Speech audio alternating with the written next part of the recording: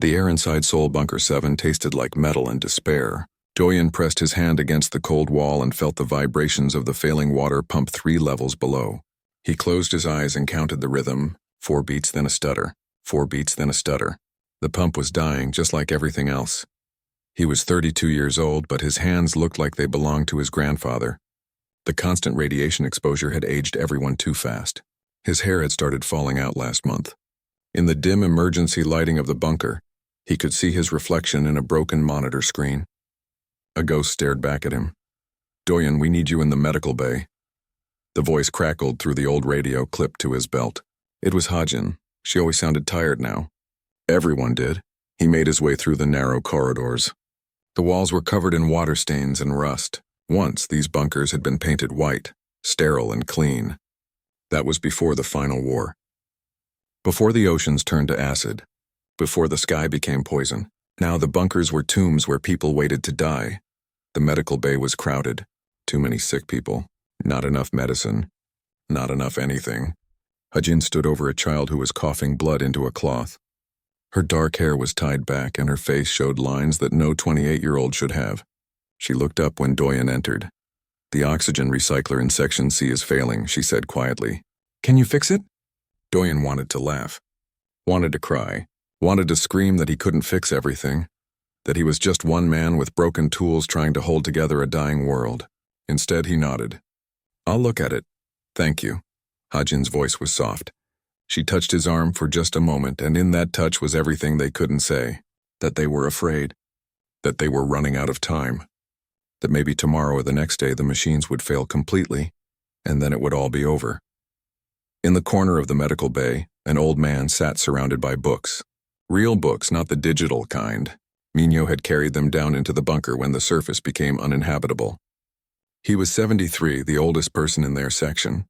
He spent his days writing in journals, recording everything that had happened to humanity.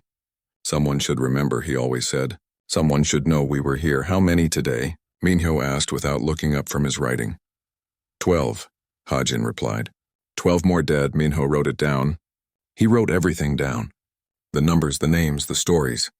He was building a monument made of words, a memorial for a species about to go extinct. Doyen left them and descended into the lower levels where the oxygen recycler hummed and wheezed. The machine was older than he was, built before the wars, when people still believed they could fix the problems they had created. He opened the access panel and saw the problem immediately. The catalyst chamber was cracked. Without replacement parts, there was no real fix. Only temporary patches. Only buying more time. He worked for 6 hours, his fingers bleeding from the sharp metal edges, his lungs burning from the poor air quality. When he finally got the machine running again, it sounded worse than before. But it was running. That was all that mattered. Another day, another chance. When he returned to the surface levels, he found people gathered around the common area radio.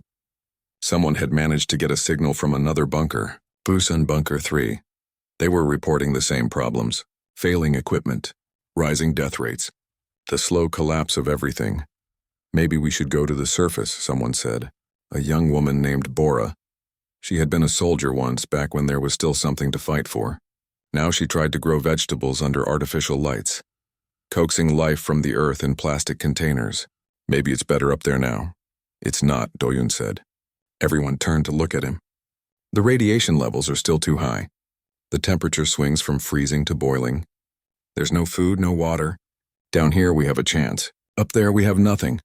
Bora's face hardened. "Down here we're just waiting to die." No one had an answer for that because she was right. That night Doyun couldn't sleep.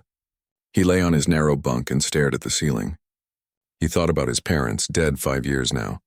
His sister, who had died of cancer at 19. His friends, his neighbors, everyone he had ever known. Almost all of them gone. And soon he would be gone too. Humanity would be gone. The Earth would spin on through space, empty and dead, and it would be as if they had never existed at all. He must have fallen asleep eventually because he dreamed. In his dream he was standing on the surface, but the surface was green. Trees grew tall and strong. A river ran clear and cold. The sky was blue. He could breathe without his mask. He could feel the sun on his face, warm and gentle, not burning. It was beautiful. It was impossible. He woke to alarms blaring. People were shouting, running. Doyen pulled on his boots and ran toward the command center. Had something broken? Was there a fire? A radiation leak? His mind raced through possibilities, each worse than the last. But when he reached the command center, people weren't panicking. They were staring at the screens in silence. Someone had managed to get the external cameras working. The screens showed the night sky above the bunker, and the night sky was full of lights, not stars. These lights were moving, hundreds of them, thousands, descending from orbit like glowing snow. They were ships. Enormous ships larger than anything humanity had ever built. They hung in the air above the poisoned earth, beautiful and terrifying. What are they? Someone whispered. No one answered because no one knew. Hajin appeared at Doyen's side. Her hand found his in the darkness. They stood together and watched the screens. Watched the ships. Watched as everything they thought they knew about the universe changed in an instant. The radio crackled to life. But this wasn't a signal from another bunker. This was something else, a voice speaking in perfect Korean, then in English, then in Mandarin, then in languages Doyen had never heard. The same message over and over in every human tongue. We have witnessed your struggle. We offer you knowledge, not rescue. What you do with it determines your fate. Minho pushed through the crowd, his old journal clutched to his chest. His eyes were wide. They're here, he said. After all this time, after everything we've done to ourselves. They're actually here. Who? Bora demanded. Who's here? The old man looked at the screens, at the ships hanging in the poisoned sky, and smiled. It was the first real smile Doyen had seen in years. The ones who might give us a second chance, Minho said. If we're wise enough to take it. The ships descended lower. Their light spilled across the dead surface of the earth, illuminating the ruins of cities, the dry beds of dead oceans, the cracked and barren soil, and in the bunkers, in every bunker around the world. Humanity held its breath and waited to see if this was salvation or just another ending in a long chain of endings. Doyen squeezed Hajin's hand and felt her squeeze back. Whatever came next, they would face it together. All of them. The last remnants of the human race, watching strange lights in a broken sky, hoping against hope that maybe, just maybe, it wasn't too late. The crystalline ship landed outside Seoul Bunker 7 3 days after the first message. It made no sound. One moment the surface was empty, and the next moment the ship was there, resting on the poisoned ground like a giant jewel. Through the external cameras, it looked like frozen light, beautiful and impossible. Doyen stood in the command center with the other bunker leaders. His heart hammered in his chest. The council had chosen him to be part of the first contact team. Him, Hajin, and Bora. 3 people to represent their bunker when they met beings from beyond the stars. Are you sure about this? Hajin asked. She was checking her medical scanner for the 10th time, as if the device could tell her anything useful about aliens. No, Doyen admitted, but we're out of options. The bunkers are failing. We have maybe 6 months left, maybe less. Bora adjusted her old military jacket. She had found it in storage, cleaned it, wore it now like armor. If they wanted to kill us, we'd already be dead. They have ships. We have barely working air recyclers. I say we take the chance. They suited up in radiation gear and made their way to the surface through the airlock. Doyen hadn't been outside in 2 years. The sky was the color of rust. The air was thick with dust and poison. The temperature gauge on his suit read 43 degrees Celsius. By nightfall, it would drop to -20. The crystalline ship waited. As they approached, a door appeared in its surface, opening like water parting. Light spilled out clean and white. A figure emerged. Doyen had tried to imagine what aliens might look like, but his imagination had failed completely. The being that walked toward them was tall and thin, moving with an impossible grace. It wore no suit, breathed the toxic air without difficulty. Its skin seemed to shift between solid and translucent, and its face was beautiful in a way that hurt to look at directly. Behind it came 2 others, equally strange and magnificent, the first being stopped a few meters away. When it spoke, the words came from everywhere and nowhere. I am Kyungho. These are Yunji and Taejin. We are Velanth. We have come because we felt pity for your species. Pity. The word hung in the toxic air between them. Doyen felt anger flash hot in his chest. Humanity didn't need pity.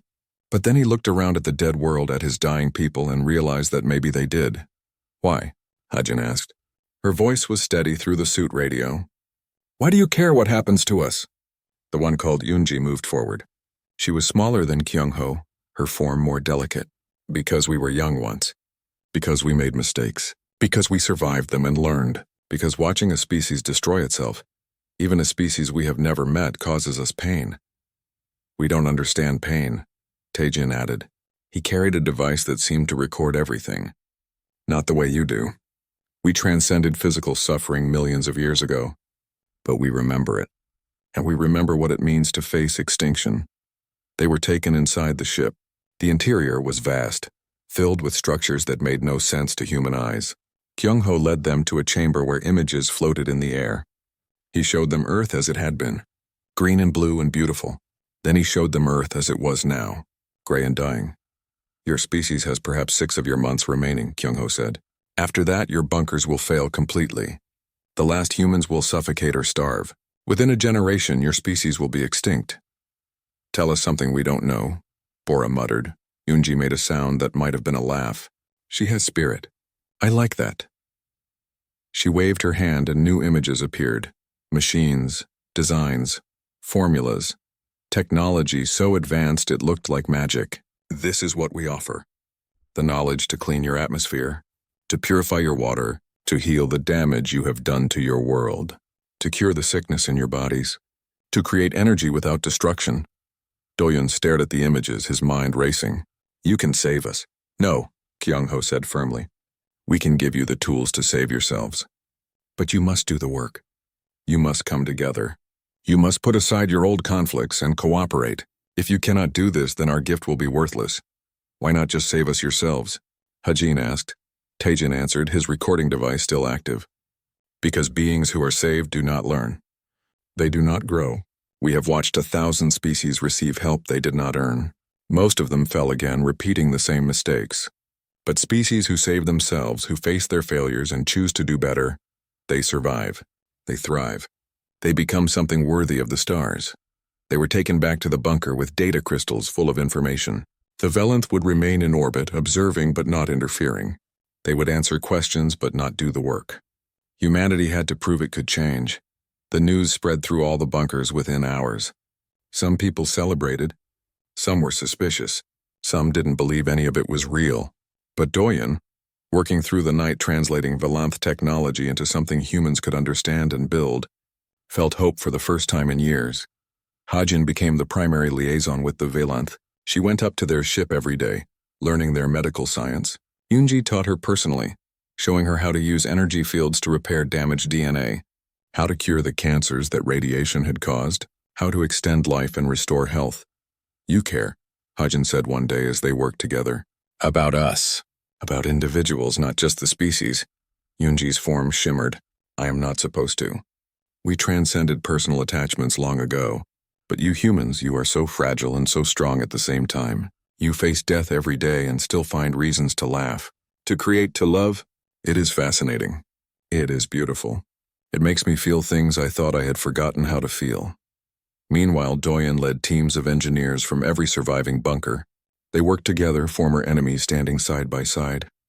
The Americans and the Chinese. The Russians and the Europeans. The Koreans and the Japanese. All the old wars seemed stupid now. They had bigger problems, and maybe, just maybe, they had a solution. The first terraforming machine was built in 3 weeks. It was crude compared to the Velanth designs, but it worked. They activated it in the wasteland outside Seoul Bunker 7. The machine hummed to life, pulling toxins from the air, breaking down the poison, releasing clean oxygen. Doyun watched the readings and felt his throat tighten. The air quality was improving, slowly, but improving. Bora planted the first seed in soil they had cleaned using Velanth methods. She watered it with purified water.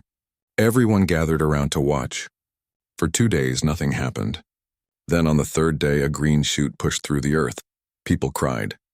Strong men and women who had survived hell on earth cried at the sight of a single plant growing in clean soil under a slowly clearing sky. Minho wrote it all down in his journal. Every breakthrough, every success, every moment of cooperation. We are writing a new chapter, he told Doyun. Not the end of humanity, the beginning of something better. But not everyone was happy. In orbit, aboard the Valanth mothership, there were arguments. Taijin reported everything to the Valanth High Council. Kyung-ho defended the intervention, saying humanity was proving worthy. But other Valanth, those who had not come to Earth, were concerned. Your observers are changing, they said. Yoonji speaks of humans as if they were her own children. Kyung-ho defends them with passion. Taejin's reports read like poetry, not science. They are becoming contaminated by proximity to this emotional species. In his private quarters, Taejin recorded his thoughts. Perhaps contamination is not the right word. Perhaps we are remembering what we lost. Perhaps these humans, in their struggle to survive, are teaching us something we forgot millions of years ago. How to care. How to hope. How to feel alive. 6 months passed. The Earth's atmosphere began to clear. Rain fell that wasn't acid. Plants grew. Animals emerged from hidden refuges, adapting to the recovering world. And humanity, working together for the first time in centuries, built a future from the ruins of the past. Standing on the surface without a radiation suit for the first time, Doyen breathed real air and felt the sun on his face. Hajin stood beside him. Bora was there too, her hands covered in soil from planting trees. We're going to make it, Hajin whispered. Doyen looked up at the sky where the Valanth ships orbited, silent guardians of humanity's second chance. Because of them. Because of us, Bora corrected. They gave us tools. We did the work. Maybe both, Doyen said, and he smiled. 5 years had passed since the Valanth arrived. Earth was green again.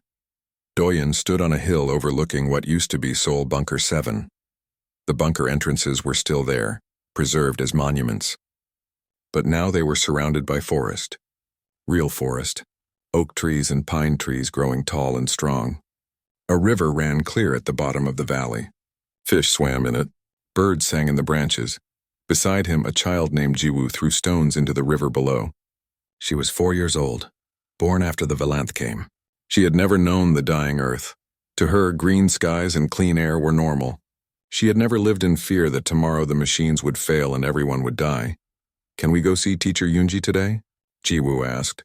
She loved the Valanth, especially Yoonji, who often came down from the ship to visit the human settlements. Maybe, Doyun said, if she's not busy. The truth was, Yoonji was always eager to visit. She came down almost every day now. She had learned to take a more solid form, one that could eat human food and feel textures. She said she wanted to understand humans better. But Doyun suspected it was more than research. He had seen the way Yoonji watched the children play, the way she smiled at human music, the way she sometimes looked sad when she thought no one was watching. The Valanth were changing. Everyone could see it. Kyung-ho had started painting. He created images of Earth on crystalline canvases, trying to capture the beauty of sunrise and sunset. He said he was documenting the planet's recovery, but his paintings were emotional, not scientific. They showed love for the world he was watching heal. Taejin wrote poetry now instead of dry reports. His latest work, translated into Korean, had made Hajin cry. It was about the first flower that bloomed after the purification, about hope and fragility, and the courage it takes to grow in soil that was poisoned. In the new capital city being built where Seoul once stood, a philosopher named Seokjin taught classes about what the Valanth presence meant for humanity. They came to save us, he told his students. But I think we might be saving them too. His words reached the Valanth High Council light years away. They had been monitoring the situation on Earth with growing concern. A council member named Sang-hoon was particularly vocal about his worries. The observers have been corrupted, Sang-hoon declared at the council meeting. Yoonji experiences what the humans call love. Kyung-ho has developed aesthetic preferences. Taejin's reports are useless for scientific purposes. They are becoming emotional beings again. They are regressing. Another council member, Myung-hee, ancient and powerful, considered this. Is it regression? Or is it evolution in a new direction? We spent millions of years transcending emotion, Sang-hoon argued. We became pure thought, pure energy. We achieved perfection. And now these humans, these primitive beings who nearly destroyed themselves, are unmaking our observers. This cannot be allowed to continue. But Ji-hoon, the youngest council member, spoke up. When was the last time any of us created something new? When was the last time we felt curiosity about the universe? When was the last time we changed in any meaningful way? Silence answered him. Because the truth was, the Valanth had been the same for eons. They observed. They recorded. They transcended. But they did not grow. On Earth, humanity continued to transform. The cities they built were beautiful, combining Valanth technology with human creativity. Buildings that generated their own power, that cleaned the air, that existed in harmony with nature. And everywhere there was art, murals on walls, sculptures in parks, music drifting from open windows. Hajin had become one of Earth's leaders. She worked with the Valanth to establish the first cultural exchange program. You taught us science, she told Unji. Let us teach you art, Unji agreed eagerly. She attended human concerts and wept at the music. She visited galleries and stood for hours before paintings, trying to understand how colors and shapes could convey meaning. She ate at restaurants and discovered that the taste of food was more than nutrition. It was experience. It was joy. One evening, she sat with Hajin and Doyen in their home. Jiwoo was asleep upstairs. Outside, the sun was setting, painting the sky orange and pink. I never knew, Yoonji said quietly. She held a cup of tea in her solid hands, feeling the warmth. We gave up so much when we transcended. We thought we were becoming more. But we became less. You became different, Hajin said gently. Not less. Just different. No, Yoonji shook her head. We became stagnant. We stopped growing. We forgot that life isn't about perfection. It's about change.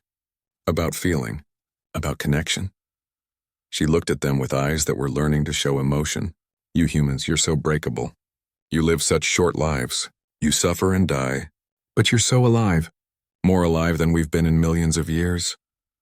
Doyen reached across the table and took Yoonji's hand. It was solid and warm. Real. Then be alive with us, he said. Tears ran down Yoonji's face. Real tears from real eyes. I want to, she whispered. But the council is coming. They're going to make us leave. The news spread quickly. The Valanth High Council was sending representatives to Earth to evaluate the situation. If they decided the observers had been compromised, all Valanth would be recalled. The cultural exchange would end. Humanity would be left alone. We have to do something, Bora said. She was now the Minister of Agriculture. But she still had a soldier's directness. They saved us. Now we need to save them. Minho, gray-haired and gentle, smiled. Then we will. We'll show the council what we've built together. We'll prove that what's happening here isn't corruption. It's evolution. Preparations began. Humans and Valanth worked side by side to prepare for the council's arrival. They created presentations showing Earth's recovery. They compiled examples of human-Valanth collaboration. Artists from both species created works together. Jiwoo, young but wise beyond her years, had an idea. Music, she said. We should make music for them. Music that's both human and Valanth, something that could only exist because we met. A composer named In Hwan worked with Taejin to create a piece that blended human instruments with Valanth crystalline harmonics. The result was beautiful and strange and deeply moving. It sounded like hope and sorrow mixed together. Like endings and beginnings woven into one. When the High Council's ship arrived, it was massive. It made the observer vessel look like a toy. The council members descended to Earth's surface, towering beings of light and energy who had not taken physical form in thousands of years. They came to judge. To decide if the human-Valanth connection was valuable or dangerous. And humanity waited, hoping that the beings who had saved them would be allowed to stay, would be allowed to continue growing, would be allowed to remember what it meant to live. In the city square, thousands gathered, humans and Valanth standing together. The stage was set for the council meeting, for the trial that would determine the future of two species. Myung-hee, the High Counselor, looked down at the crowd, looked at the green earth, looked at Eunji standing with Hajin holding the human woman's hand, and for the first time in ages, Myung-hee felt something strange stirring in the core of her being. Curiosity, wonder, and perhaps, just perhaps, the beginning of doubt about everything she thought she knew. The trial was about to begin, and the future of the galaxy hung in the balance. The great hall in the center of the rebuilt city was filled with light. Not artificial light, but the natural glow of the Valanth High Council members. They stood on a raised platform, three beings of pure energy and ancient wisdom, Myung-hee in the center, Inhwa to her left, Jihoon to her right. Below them, humanity waited. Sang-hoon stood as the prosecutor. His form was sharp and angular, radiating disapproval. We are here because 3 of our kind have been compromised by this species, he began. Kyungho, Yunji, and Taejin were sent to observe and assist. Instead, they have been infected by human emotion. They are no longer Velanth. They have regressed to a primitive state. He activated holographic displays showing footage of the observers. Yunji laughing with human children. Kyungho crying while watching a sunset. Taejin dancing at a human celebration. Look at them, Sang-hoon said with contempt. They have forgotten what we are, what we achieved. They wallow in temporary pleasures like the lesser species we once were. Murmurs ran through the crowd. Some humans looked angry. Others worried. Doyun squeezed Hajin's hand and felt her trembling. Yunji stood with them, her solid form resolute. She had chosen to remain physical for the trial, to stand with the humans she had come to love. They taught us to save ourselves, a voice called out. It was Bora standing up in the crowd. They gave us the tools. They didn't control us. They let us choose. And now you want to take them away because they care about us? Sang-hoon turned his sharp gaze on her. They were meant to be impartial, scientific. Their emotional attachment compromises their judgment. Or maybe it completes it, Hajin said, standing. Her voice was clear and strong despite her fear. You gave us knowledge to save our bodies, but they gave us hope. They showed us we weren't alone in the universe. They cared when they didn't have to. Isn't that better than cold observation? Inwa, the council member who valued traditional Velanth purity, spoke. The Velanth transcended emotion through millions of years of evolution. We became beings of pure thought. This was our greatest achievement. What we see here is not progress. It is decay. With respect, Seokjin said, standing from his seat, I disagree. The Velanth achieved transcendence, but transcendence is not the end of the journey. It's a stage. You transcended physical needs. You transcended emotion. You transcended conflict, but in doing so you also transcended growth. Ji-hoon leaned forward, interested. Explain. Seokjin stepped into the center of the hall. When did your species last create something truly new? When did you last feel surprised? When did you last change your minds about something fundamental? You observe 1,000 species, but you never really connect with them. You record their stories, but you never become part of them. You exist, but do you live? We live beyond the limitations of flesh, Inwa said coldly. But do you grow? Seokjin pressed. Growth requires change. Change requires challenge. Challenge requires risk, and risk requires caring about the outcome. You can't grow without caring. You can't evolve without emotion. Sang-hoon's form flared brighter. This is nonsense. We are evolved beyond these primitive needs. Then why are you angry? Little Jiwoo asked. The hall fell silent. Everyone turned to look at the small child who had spoken. Jiwoo stood up on her seat so everyone could see her. You're angry, she said to Sang-hoon. I can tell. Teacher Yoonji taught me how to read feelings. You're angry because you're scared. Scared that maybe you made a mistake when you gave up feeling things. Sang-hoon started to respond, but Myung-hee raised a hand. Let the child speak. Jiwoo climbed down from her seat and walked to the center of the hall. She looked so small in front of the towering council members. But she wasn't afraid. My mama says that before the Velanth came, humans were dying. We hurt the earth, we fought each other. We were stupid. But we learned. Teacher Yoonji helped us learn. Not just science. She taught us that someone from far away could care about us. That made us want to be better. She turned to look at Eunji. And we taught her too. We taught her that being perfect isn't as important as being kind. That living forever doesn't matter if you don't feel alive. That remembering how to love isn't regression. It's remembering who you really are. Tears ran down Yoonji's face. Kyungho, standing nearby, put his hand on her shoulder. Taejin's recording device captured everything, but his hands were shaking. Myung-hee descended from the platform. Her light dimmed as she took a more solid form. She walked to Jiwoo and knelt down to be at the child's eye level. You are very wise for one so young. I had good teachers, Jiwoo said simply. The human child speaks truth. The voice came from the back of the hall. Everyone turned. Minyo was standing, his old journal clutched to his chest. I have recorded everything that has happened here. I have seen both species change. Humans learned to work together, to care for our world, to think beyond our own survival. And the Velanth observers learned to feel again, to create, to love. Both species became more than they were.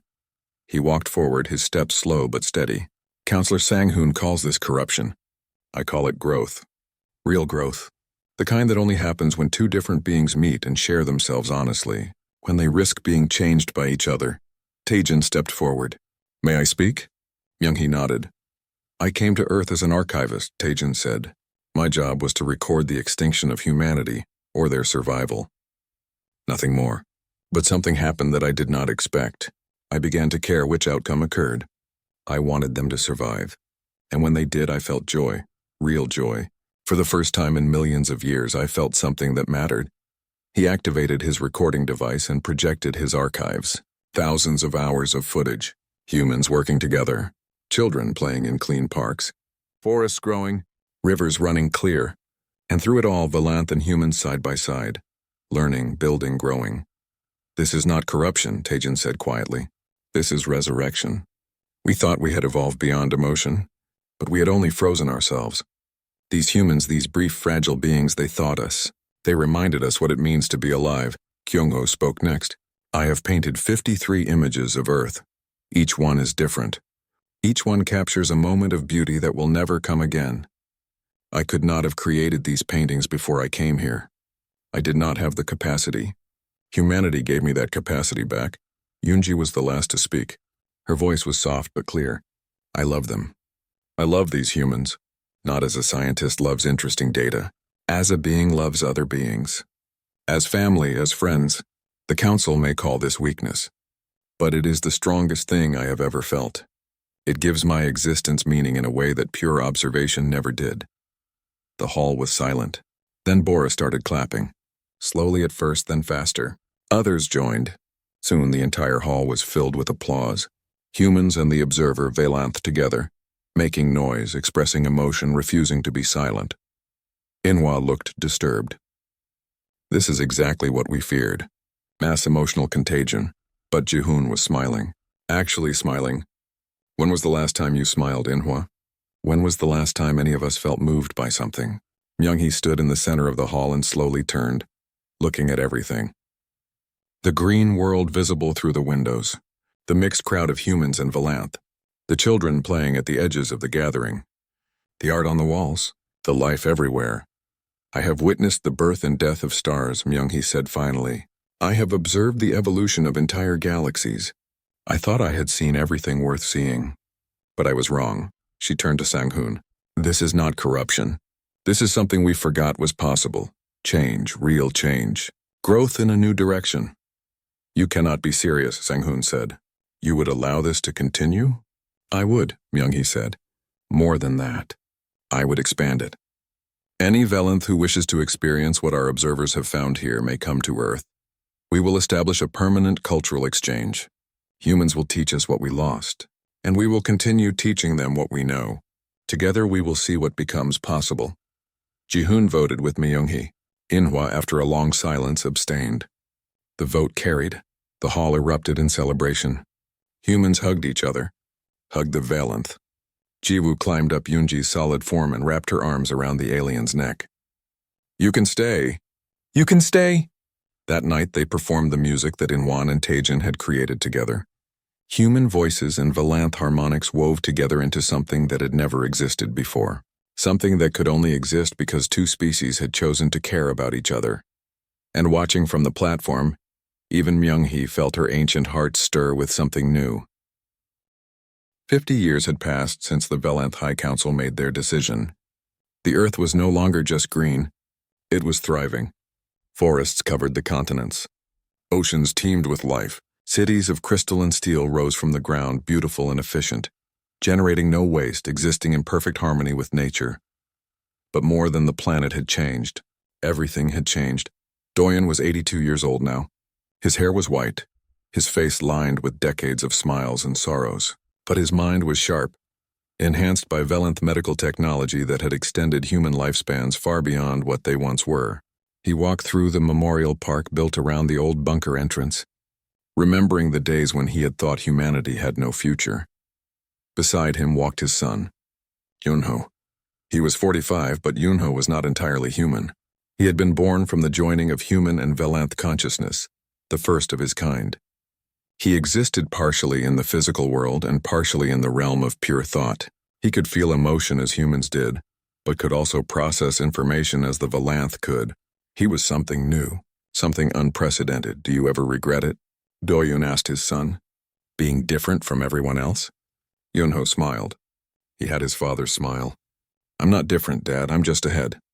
In a few generations, most children will be like me, hybrid, the best of both species.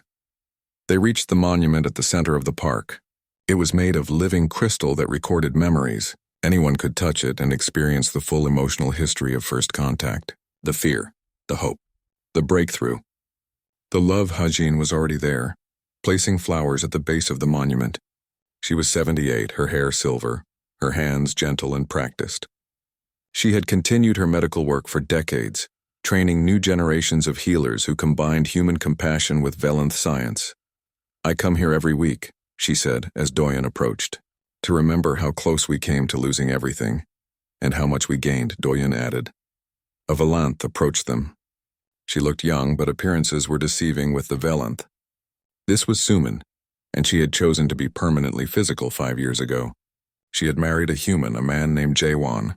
They had a child together, a daughter who could shift between solid and energy forms at will. Yunji wants to see you, Suman told Hajin. She's at the teaching center. The teaching center was a vast complex where humans and Valanth learned from each other. Thousands of students filled its halls studying art and science, philosophy and technology, emotion and transcendence. It had become the most important institution on Earth, and its influence had spread to dozens of other worlds. They found Yunji in a garden courtyard surrounded by students. She looked old now, having chosen to age alongside the humans she loved. Her physical form showed wrinkles and gray in her hair, but her eyes still shone with the wonder she had discovered 5 decades ago. Hajin, Yunji stood and embraced her old friend. I was just telling the students about the first time we met. How afraid I was that I wouldn't be able to help you. You were afraid? A young student asked. But you're Valanth. I thought you didn't feel fear. We didn't, Yunji said softly. Or we thought we didn't. But being here, meeting humans, caring about whether you lived or died, it brought fear back. And love and hope, and all the messy, beautiful emotions we had spent millions of years trying to eliminate. An old figure shuffled into the garden. It was Minho, now 98 years old, the oldest living human on Earth. He still carried journals, still recorded everything. His life's work had become the foundation of a new field, comparative emotional studies. How different species experience and express feeling. Teacher Minho, the students rushed to help him sit. He waved them off good-naturedly. I'm old, not broken, he grumbled, but his eyes were kind. I came to tell you all that the monument expansion is complete. We're holding the dedication ceremony tomorrow. The whole galaxy is invited. The monument had grown over the decades. What started as a simple memorial had become something far greater. It now contained the memories of thousands of beings, human and Valanth and others, because humanity's influence had spread far beyond Earth. Jae-hyun, a human explorer, had led expeditions to dozens of worlds. He brought with him the story of Earth, the story of how 2 species had saved each other. And everywhere he went, beings were inspired. Species that had been isolated began to open up. Civilizations that had been stagnant began to create again. The human Valanth example showed the galaxy something it had forgotten. That connection, vulnerability and change were not weaknesses but sources of strength. The next day, the dedication ceremony drew beings from across the galaxy. Ships filled the sky above Earth. Representatives from 100 species came to witness the unveiling of the new monument chambers. Myung-hee herself attended. She was ancient now, even by Valanth standards. But she had changed more in the past 50 years than in the previous million. She had learned to paint, to write poetry, to feel the full spectrum of emotion, and she had become the greatest advocate for what was now called the eternalization. We thought, Myung-hee said in her speech, that by transcending emotion, we had achieved the highest form of existence. We were wrong. We had achieved stagnation. We were frozen, perfect, unchanging, and dying in a way we could not recognize. Humanity taught us that life is not about reaching a perfect state and remaining there forever. Life is change, growth, evolution, feeling. She gestured to the monument, its crystal surfaces gleaming in the sun. This monument is not made of stone that will crumble. It is made of memory, of experience, of the connections between beings who chose to be vulnerable with each other. As long as anyone remembers what happened here, as long as anyone can touch this crystal and feel the journey we took together, we will be eternal. Not our bodies, not even our species, but what we created together, that will never die. Jiwoo stood with her own children now. She was 54, a teacher herself, specializing in helping young beings understand and manage emotion. She had students from 20 different species. Grandmother Yoonji, her daughter asked, holding Yoonji's hand. Why do we call it the eternalization? Yoonji knelt down, her old body creaking slightly. Because we found something that lasts forever, little one. Not our individual lives, not our specific forms, but the idea that growth comes from connection, that caring for each other makes us stronger, that being willing to change, to feel, to risk being hurt, that is what makes us truly alive. That idea will echo through the galaxy forever. In that way, we are eternal. The ceremony continued. Beings from across space touched the monument and experienced the memories stored within. They felt the despair of dying Earth, the hope when the Valanth arrived, the struggle to rebuild, the moment when emotion returned to beings who had forgotten it, the love that grew between species who should have been too different to understand each other, and they were changed by what they felt.